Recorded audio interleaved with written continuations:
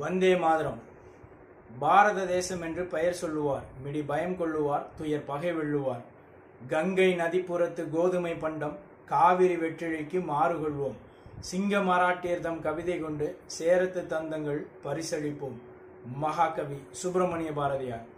இன்றைய காணொளி வாயிலாக நாம் நினைத்து பார்க்க போகும் தேசபக்தர்கள் கிருஷ்ணன் ஐயா, மாணிக்கம் ஐயா மற்றும் ராமசுவாமி ஐயா ஆகும்.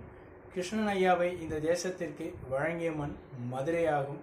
இவர் சட்டமறுப்பு இயக்க போராட்டத்தில் பங்கு பெற்று 8 மாத கடுங்காவல் சிறை தண்டனையை பெல்லாரி அழிப்புறம் சிறையில் பெற்றிருக்கிறார். வெள்ளையனை வெளியேற இயக்க போராட்டத்திலும் பங்கு பெற்றிருக்கிறார். இவர் உயர் பாதுகாப்பு கைதி என்ற முறையில் 18 மாதம் கடுங்காவல் சிறை தண்டனையை தஞ்சை மற்றும் வேலூர் சிறையில் பெற்றிருக்கிறார்.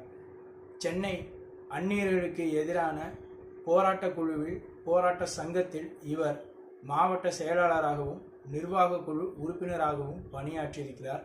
மார்ச் 15 இவர் அவதரித்த தினமாகும். மாணிக்கம் ஐயாவை இந்த தேசத்திற்கு வழங்கிய மண் திருவண்ணாமலையாகும்.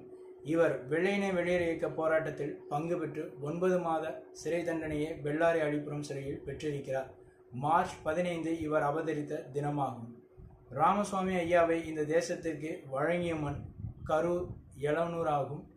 இவர் வெள்ளையனை வெளியேற இயக்க போராட்டத்தில் பங்கு பெற்றிருக்கிறார். மார்ச் 17 இவரின் நினைவு தினமாகும். தேசபக்தர்களின் புகழ் இம்மண்ணில் என்றென்றும் ஓங்கி ஒலித்து கொண்டே இருக்கட்டும். தேசியமும் தெய்வீகமும் இம்மண்ணில் என்றென்றும் பட்டொளி வீசி பறந்து கொண்டே இருக்கட்டும். ஓம் ஜெய்ஹிந்த்.